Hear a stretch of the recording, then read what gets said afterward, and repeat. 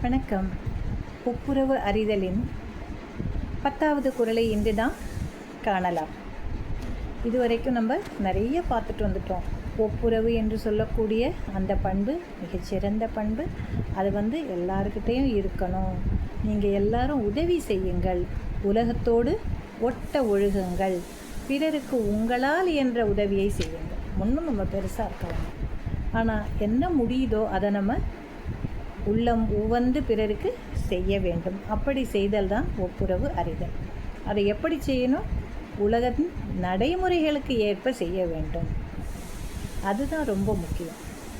அந்த மக்களின் வாழ்வியல் முறைகள், அவர்களது தேவைகள், அதையெல்லாம் தெரிந்து கொண்டு அதற்கு ஏற்ப நாம் உதவி செய்ய வேண்டும் என்று இந்த ஒப்புரவு அறிதல் அதிகாரம் நமக்கு தெரிவிக்கிறது. இன்று இந்த 10வது குறளை நாம் காணலாம். ஒப்புரவினால் வரும் கேடேனில் அகுதொருவன் விற்றுக்கொள் தக்கதுடைத்து. ஒப்புரவினால் வரும் கேடென்னில் அகுதொருவன் விற்றுக்கொள் தக்கதுடைத்து. நீ இப்படி வாரி வாரி வழங்கிக்கிட்டே இருந்து உன்னுடைய மக்கள், உன்னுடைய சந்ததி, உன்னுடைய குடும்பம் எந்த பயனும் பெறாது. அதனால் நீ இந்த ஒழுக்க குணங்களை எல்லாம் விட்டுவிடு. அது உனக்கு தேவையில்லை. உனக்கு இதெல்லாம் போயிடுண்டா, உன் செல்வமே உன்னை விட்டு குறைஞ்சி போயிடுமே அப்படின்னு நமக்கு சில பேர் சொல்லுவாங்க. நீ இப்படியே கொடுத்துக்கிட்டு இருந்தால் என்ன ஆகிறது அப்படின்னு சொல்லுவாங்க. ஆற்றில் போட்டாலும் அளந்து போடுன்னு சொல்லுவாங்க. ஆனால் இந்த ஒப்புரவு என்று சொல்லக்கூடிய ஒழுக்க பண்புகளை உடையவர்கள் நிற்க மாட்டாங்க. எப்பயும் நம்மளால் முடிஞ்சதை செய்து கொண்டே இருப்பார்கள்.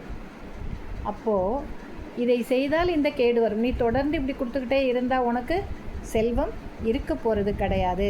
நாளைக்கு உனக்கு ஒன்றுமே கிடைக்காதே. நீ அப்போ என்ன செய்வ அப்படின்னா, தன்னையே விற்று கூட என்ன செய்வாங்க, அந்த தீமையை அவர்கள் வாங்கி கொள்வார்கள். விற்றுன்னா என்ன, பரவாயில்லை, அந்த கேடு எனக்கு வந்தால் பரவாயில்லை, என்னுடைய செல்வம் சென்றாலும் பரவாயில்லை, ஆனால் நான் என்ன செய்வேன், பிறருக்கு உதவுவேன் என்று தான் சொல்லுவார்கள். இப்போ புரியுதா?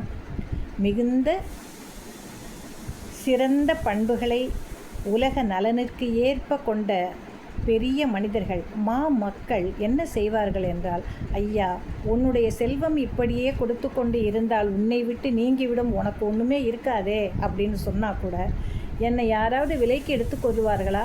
அந்த விலையை கொடுத்தாவது அந்த கேட்டினை நான் பெற்றுக்கொண்டு என்னுடைய மக்களுக்கு நான் உதவியை செய்வேன் என்று வருகிறார்கள் அல்லவா? அதைத்தான் இந்த குறள் கூறுகிறது.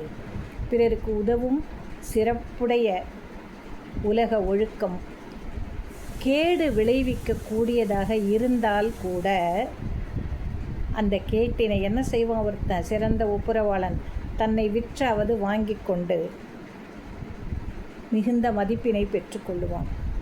அட போங்கடா, மற்றவர்களுக்கு உதவுவதற்கு தான் நம்மளை கடவுள் படைத்திருக்கிறார்.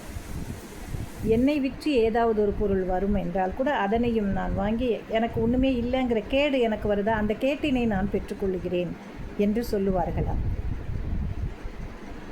இதுதான் இந்த ஒப்புரவு அறிதல் அதிகாரத்தின் இறுதி குறள். ரொம்ப அழகாக சொல்லிட்டார் வள்ளுவர். நாம் என்ன செய்யலாம், அவர் வழியில்